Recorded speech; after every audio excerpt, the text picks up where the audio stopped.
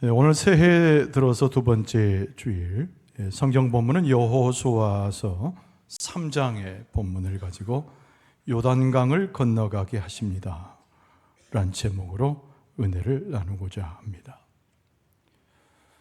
구약 성경에 가장 많이 등장하는 민족은 당연히 이스라엘이지요. 하나님의 선택된 백성이고 고난과 역경 속에서 하나님의 뜻을 이루었던 대표적인 민족입니다. 그러나 하나님은 완전하시지만 이스라엘은 완전치 못합니다. 하나님은 모든 계획 가운데 치밀하게 모든 것을 행하시는 분이지만 이스라엘은 가끔 하나님의 계획을 망쳐놓기도 합니다. 그러나 하나님은 이스라엘을 잊지 않으셨죠. 오히려 그들의 불신앙과 그들의 하나님에 대한 패역하는 그들의 모습 속에서 길을 내셨던 분이 하나님이십니다. 하나님께서 이스라엘 백성을 구원하셨어요. 그러나 그들에게 불신앙을 보시면서 하나님의 마음에 계획이 생기셨는데 그것이 뭔가 하니 이스라엘 백성을 훈련시키고자 하는 하나님의 계획이었습니다.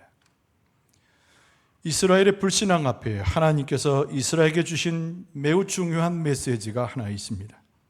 너희들은 40년 동안 광야를 방황하게 될 것이다 라고 하는 하나님의 말씀입니다.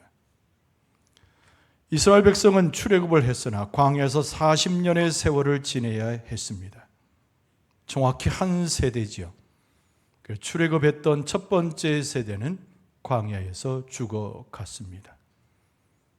그러나 그 세대를 인정하신 것이 아니고 다음 세대에 대한 새로운 믿음의 싹이 돋아나기를 원하셨던 하나님께서 제2세대를 가나안 땅으로 인도해 주십니다. 한 세대는 숨을 멈췄던 장소였으나 그러나 그 두 번째 세대는 하나님의 영광을 바라보고 가나안 땅을 향해 갑니다. 이것이 바로 믿음의 상속이고 하나님께서 이스라엘 백성을 사랑하셨던 또 하나의 큰 증거가 되어집니다. 그들은 전진해서 가나안 땅을 향해 갔습니다.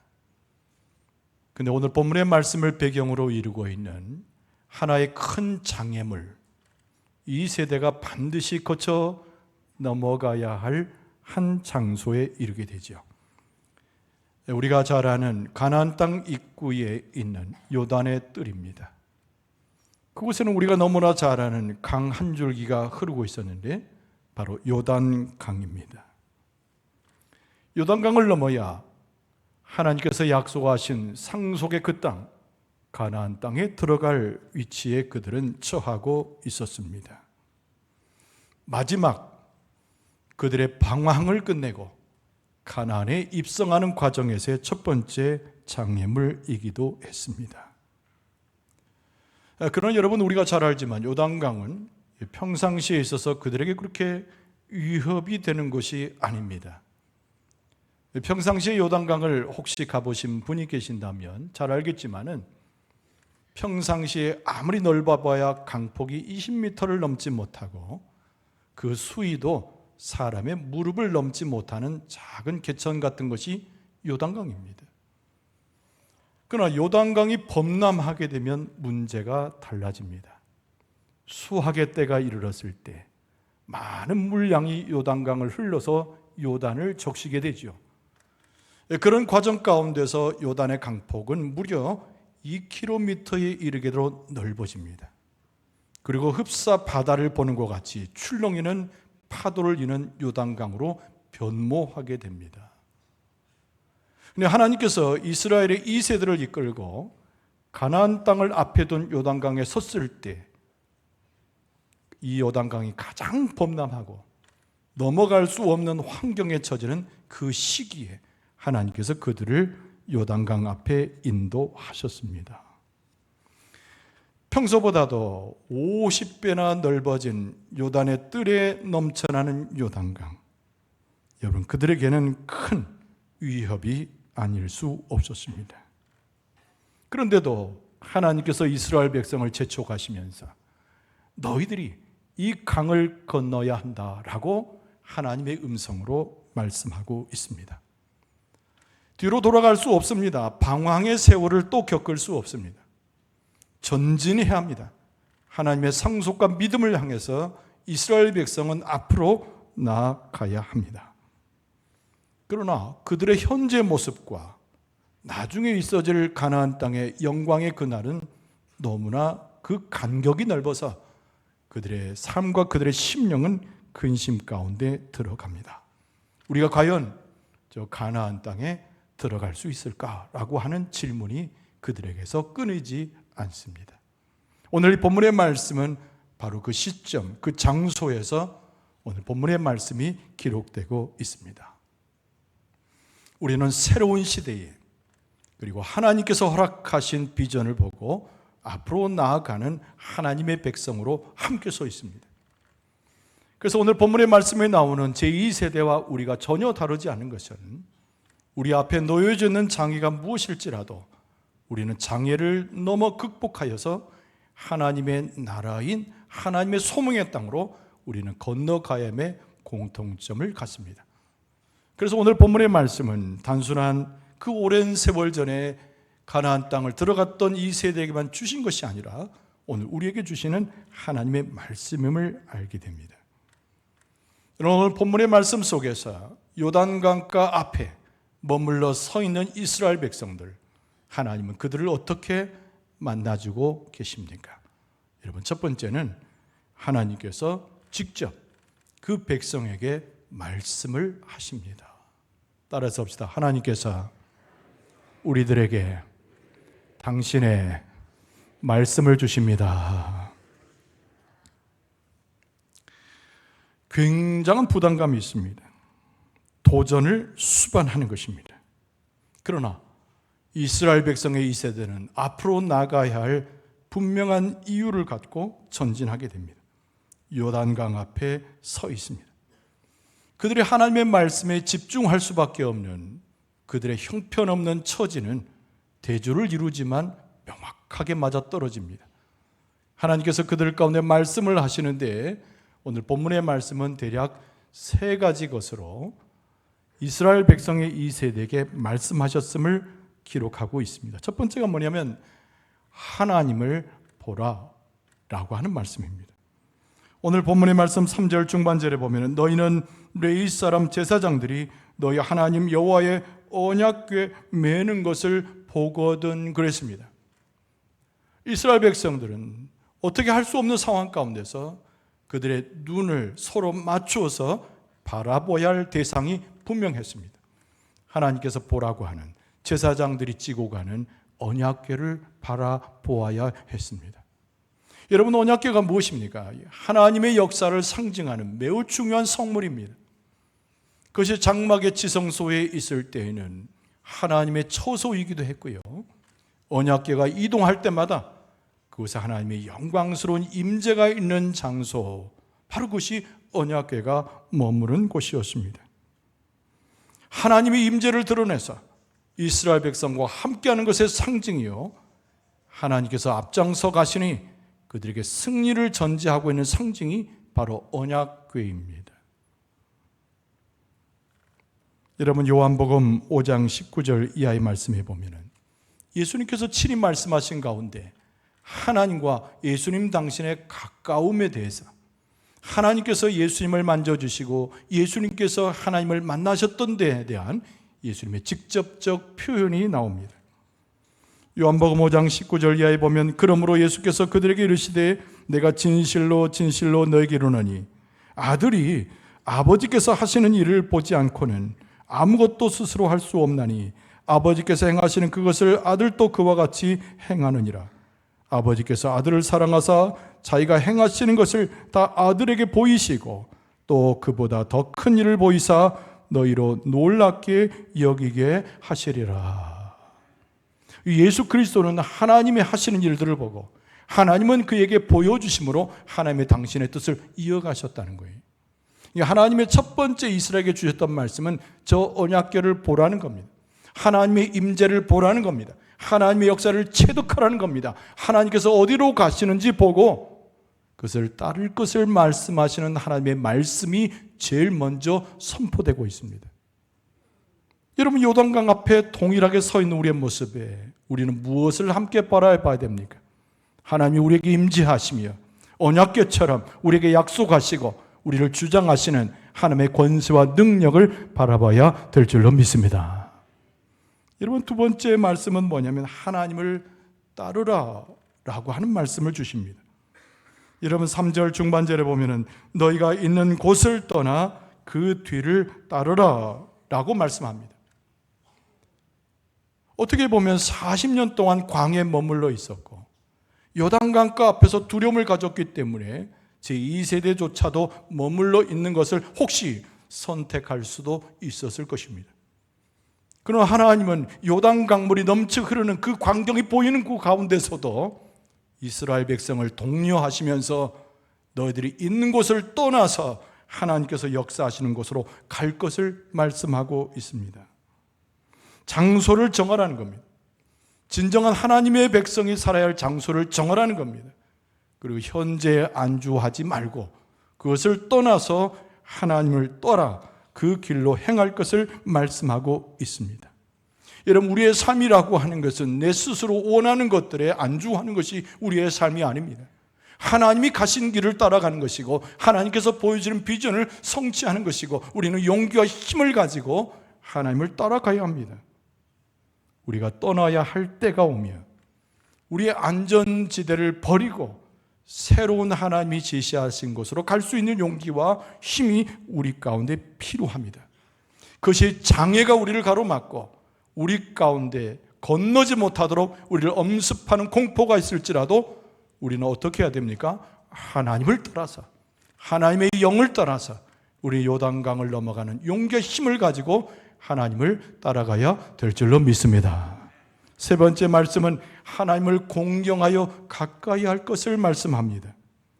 4절 앞부분에 그러나 너희와 그 사이 거리가 2000규빗쯤 되게 하고 그것에 가까이 하지는 말라 그랬습니다.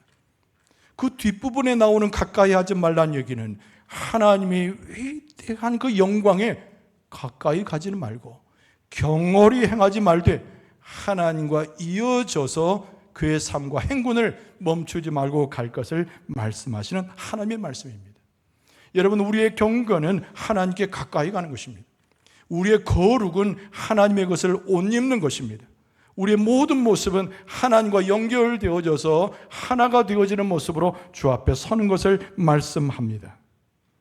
여러분, 우리는 어려움을 경험하면 그 어려움 상황 가운데서 두려워하고 그것을 걱정하게 됩니다. 그러나 주님께서 우리 가운데 찾아오실 때는 내일의 승리를 보여주시고 우리는 부족함의 마음을 두지만 하나님은 모든 것을 풍족하게 하셔서 우리의 모든 것을 채우시고 우리를 인도하신다고 약속하고 있습니다. 이런 빌립보서 4장 19절에 사도 바울은 표현하기를 나의 하나님이 그리스도 예수 안에서 영광 가운데 그 풍성한 대로 너희 모든 쓸 것을 채우시리라. 할렐루야. 아멘하는 자에게 축복이 있을 줄로 믿습니다. 그러니까 하나님께서 우리를 행하라고 하셨을 때 우리는 안전지대를 떠날 수 있고 우리가 좋다고 여기는 장소를 떠날 수 있고 내가 이곳에 족하다고 말하는 곳에서 용기를 내서서 벗어날 수 있어야 됩니다. 그러나 그것은 헐벗은 길일 수도 있고 그것은 우리 가운데 고통스러운 길일 수도 있고 그 상황은 우리가 원치 않는 길일 수 있으나 하나님은 이스라엘 백성에게 오늘 우리에게 약속하신 대로 풍족한 것으로 필요한 것으로 우리를 채워서 주장하신다는 말씀이 오늘 본문의 말씀입니다. 아무것도 염려하지 말고 풍족하게 하신 하나님의 은혜를 따라 그 자리에서 일어나서 하나님께서 가라고 한 곳에 하나님과 연결되어져서 떠나는 용기와 힘을 우리가 가질 수 있기를 바랍니다. 여러분, 하나님은 전능하신 분이지요. 하나님은 모든 것을 아시는 분입니다. 우리가 행하는 곳마다 하나님은 그곳에 계시며 우리와 동행하시고 우리가 겪고 있는 것을 누구보다 잘 아시기 때문에 우리에게 채우시고 풍족하고 넘치게 하셔서 우리와 동행하시는 분이 우리 아버지 하나님이 되어 주시는 줄로 믿습니다. 오늘 이 본문의 말씀 가운데 큰 격려를 받은 이스라엘의 제2세대, 40년의 광야 생활 가운데 정결함을 입고 하나님의 율법을 받아들이고 제사며 세워졌던 이 세대, 이제 하나님의 역사를 보면서 새로운 용기를 갖게 됩니다. 그래서 오늘 본문의 말씀의 두 번째 주제는 우리는 기적을 기대해야 합니다라고 하는 제목이죠. 그러니까 이 세대는 1세대와 달라서 그 어려움에 광량한 그 생활 가운데서도 하나님의 역사를 신뢰할 수 있었던 새로운 세대입니다. 여러분, 그러나 그들의 앞에 놓여져 있는 요단의 그 뜰의 상황은 단순한 것이 아니었습니다. 여러분, 15절 말씀이 이를 가르쳐 주죠.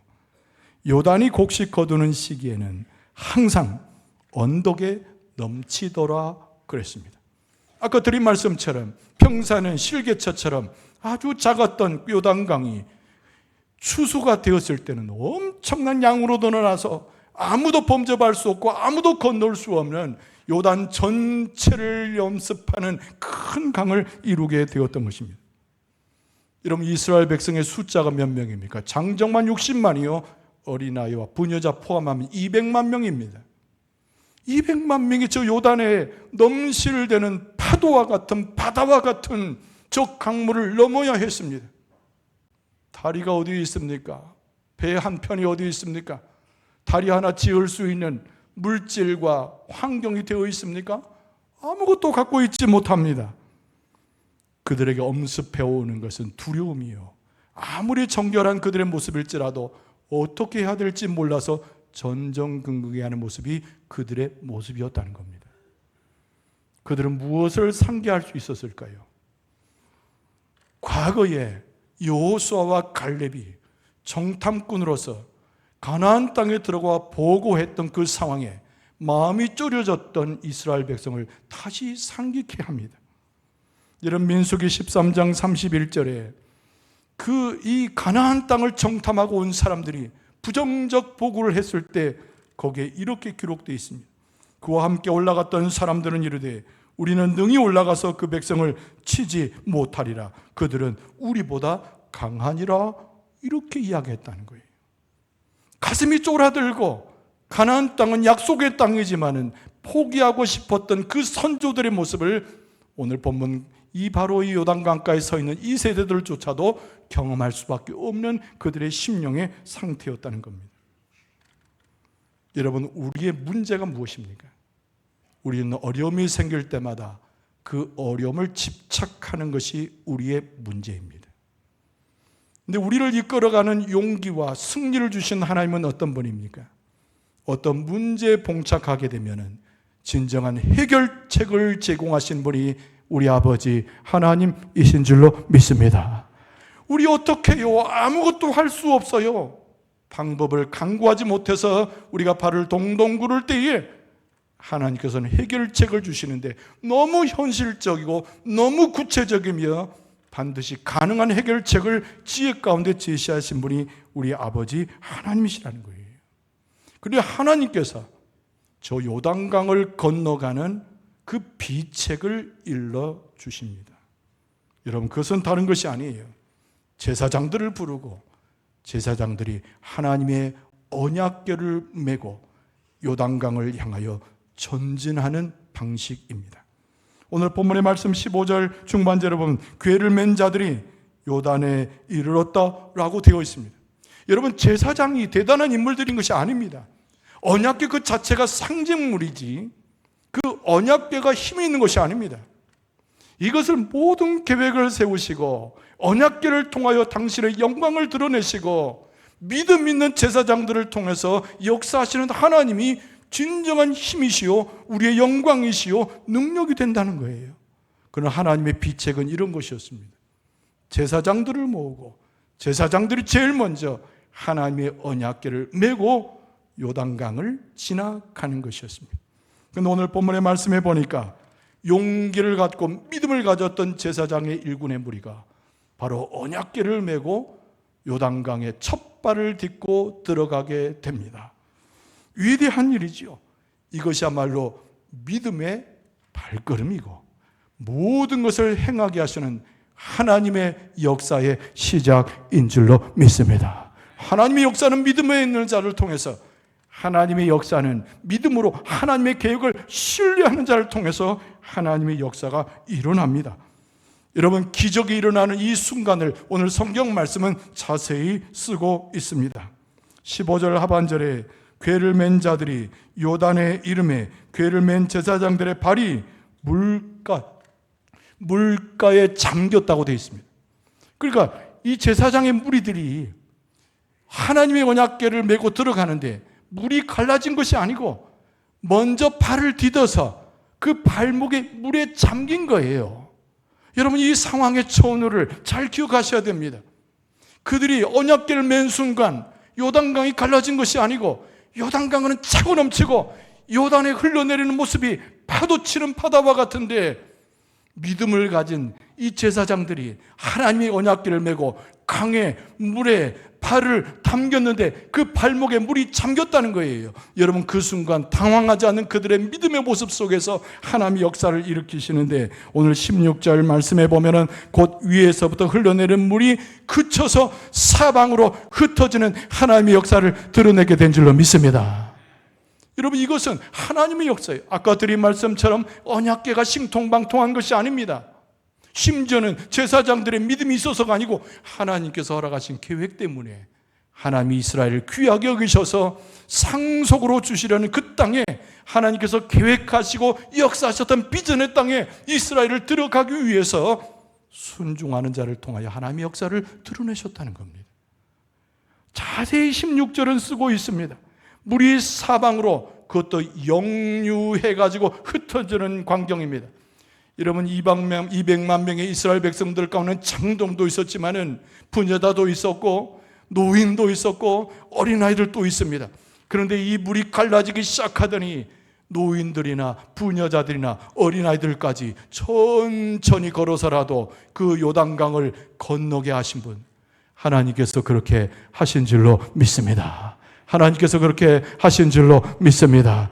유유히 건너가는 그 강을, 유유히 건너가는 그 모습을 상상해 보세요. 여러분, 제사장들이 언약궤를 메고 강을 훌쩍 넘어간 것이 아니라 중간에 서서 기다립니다.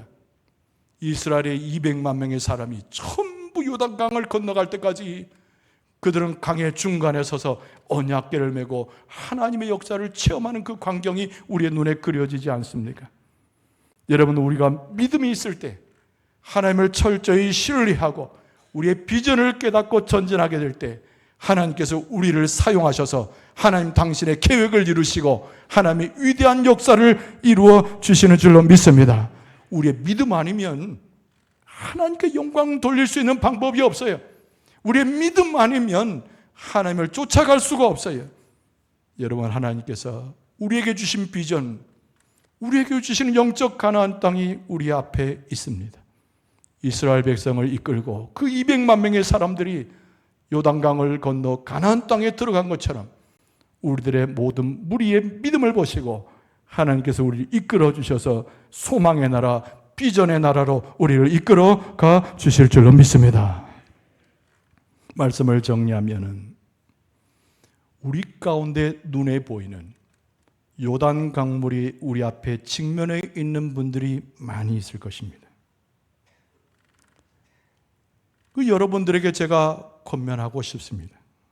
오늘 이 아침에 우리가 그것을 건너갈 수 있음을 강조하고 싶습니다. 여러분을 초청하고 싶습니다. 주님 앞으로 나오라고 여러분을 초청하고 싶습니다. 우리가 직면하고 있는 요단강, 그러나 그곳에는 하나님이 계시고 하나님이 서 계신 곳을 우리가 지나가게 될 때 우리 인생의 요단강, 내 삶의 고통의 요단강, 우리 교회가 건너갈 요단강을 하나님의 능력으로 반드시 건너가게 될 줄로 믿습니다. 고통도 있었습니다. 수치도 있었습니다. 하나님의 뜻을 깨닫지 못해서 방황했던 것이 우리의 과거에 우리 교회의 모습이 있을 수도 있습니다. 그러나 하나님께서는 우리 교회에 새로운 비전을 주셨어요. 부흥의 비전을 주셨습니다. 회복의 비전을 주셨습니다. 하나님께서 기뻐하시고 영광 받으실 교회의 비전을 주셨습니다. 요단 강물과 같이 우리를 장애하는 모든 것들이 있을지라도 하나님이 역사를 통해서 강력하게 그 요단강을 넘어감으로 하나님의 비전을 이루고 하나님께 기쁨을 드리는 교회로 주님 앞에 서게 될 줄로 믿습니다. 갖가지 어려움을 경험할 때 우리는 무기가 있죠. 하나님께 부르짖을 수 있습니다. 하나님이 우리에게 믿음을 넣어주십니다. 그 믿음 가운데 하나님의 역사를 따라서 하나님을 진행하게 되면 그 위대하신 하나님을 체험할 수 있고 그 능력의 하나님을 경험하게 될 줄로 믿습니다. 새해는 우리의 장애를 넘어갈 뿐만 아니라 하나님의 영광의 비전을 성취해서 하나님 앞에 무한한 영광과 기쁨을 드릴 수 있는 여러분과 저의 모습 되어줄 수 있기를 주의 이름으로 축원합니다.